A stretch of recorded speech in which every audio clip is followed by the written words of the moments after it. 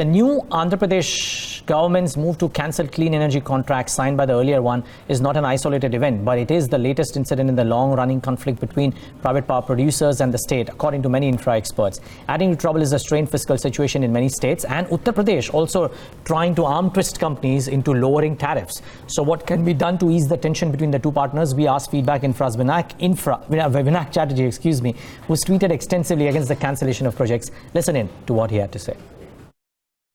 Yes, these are two that have caught the public attention, but behind the scenes, many states are using a variety of tactics to pressurize people who have won bids on transparent bidding processes, including reverse bidding on a particular rate contract or a rate for supplying electricity.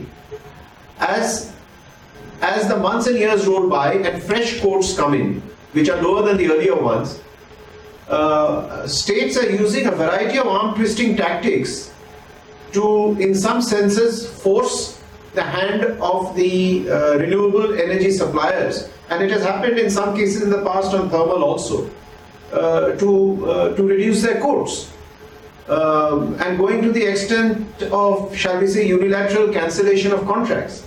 Now, this is completely unacceptable, because not only is it a violation of a contract, but under the Competition Act, this is an abuse of dominance. I mean, a monopoly is a DISCOM is a geographic monopoly.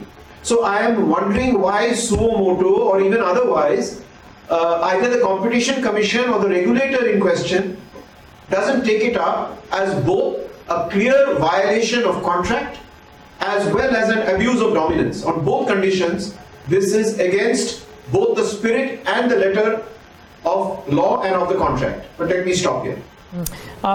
So it's because somebody like you is tweeting this is coming to public attention, but I've heard maybe 3, 4, 5 years, or maybe over the last 6, 7 years, smaller private contractors speaking about how maybe the contracts were gotten at a higher price and subsequently the prices have collapsed of the end project, and therefore the state governments have gone ahead and tried to renegotiate the contracts. Is this now happening far too frequently to this become a measure? Because isolated incidents like these have happened in the past as well, I presume. You are right, but this has now risen to the level of full national and international awareness and has led to a serious erosion of investor confidence in putting money into PPP projects in this country. The other sad aspect is that, at least in the power sector, we were led to believe that we had independent regulators, both at the central level and the state level. So the million-dollar question also is, in this case, billion-dollar question, is what are the independent regulators doing and what is their role? Why don't they rap the DISCOM on the knuckles and said, sorry, you can't do this? So are the regulators themselves, shall we say, not doing their duty that they're supposed to do to protect, stand neutral, stand equidistant from all the players and protect the legitimate interests of all the players in the sector? So these are serious issues that are coming up.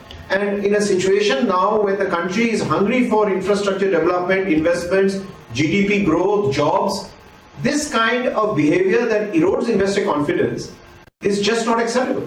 Yeah, no, that's completely well taken. And I think what happened in the state of Andhra Pradesh probably got the first set of wrinkles going as well, that how would fresh companies or large companies try and make an investment into the state wherein the previous contracts have been cancelled.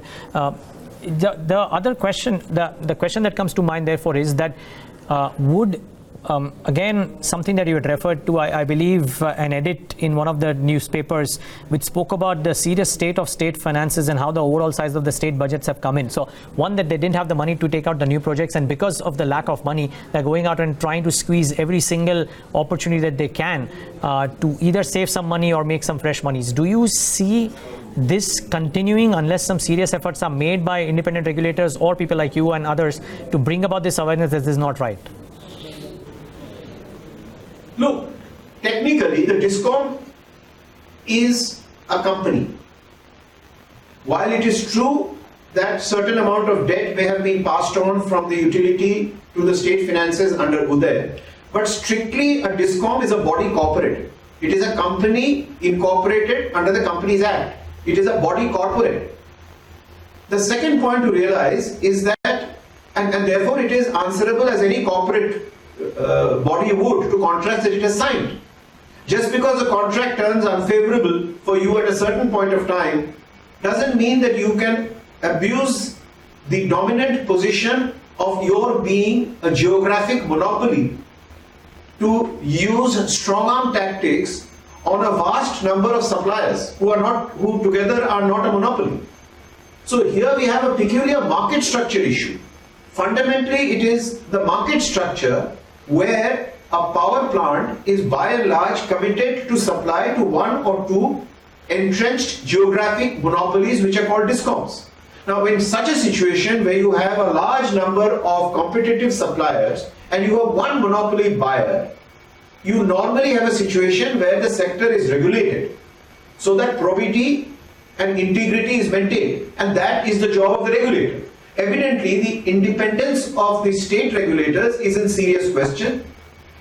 The central government has made its displeasure very well known, but we are not sure what exactly that translates into in terms of hard action of the. So this peculiar market structure of a series of competitive suppliers who have won their contracts based on transparent bidding are really to supply and get their monies from an entrenched geographic monopoly. A peculiar market situation of a monopoly buyer and competitive suppliers is wreaking havoc on investor confidence. Somebody has to stay.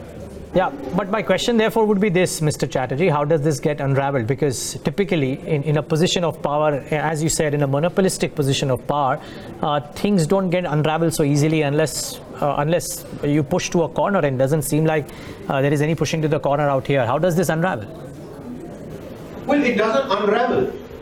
You have to honor the contract, that's all, even if it is not to your liking. Or you call the party and offer terms for disassociation which are then mutually agreed.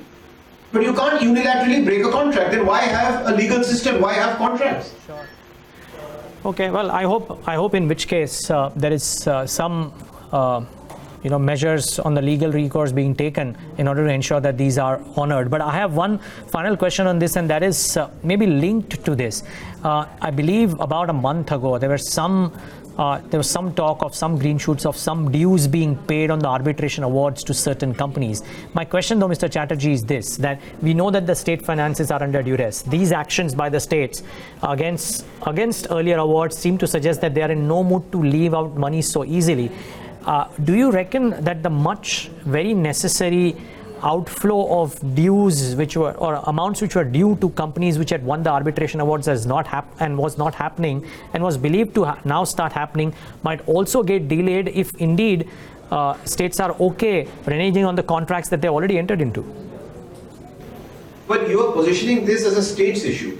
I'm saying it's not just a states issue. It is equally a central issue, because the issue of honoring arbitration awards, a large portion of them are with central institutions. So it's not just a states issue. I think the central government has to take the lead in releasing the monies where the private sector has legitimately won an award. And thousands of crores of liquidity are stuck because governmental institutions do not wish to honor awards where they have lost, and it is convenient for them to kick it upstairs and sideways into appeals in courts. Now, unless this practice stops, there is again no sanctity left in arbitration, and huge amounts of liquidity are stuck. It is common knowledge today that companies in the infrastructure sector across many sectors are queuing up as stressed assets or before NC or for insolvency, because a large portion of the liquidities genuinely due to them are not being paid by the sovereign. So it's a very, very peculiar situation. So somebody has to start releasing payments unconditionally without all kinds of convoluted bank guarantees.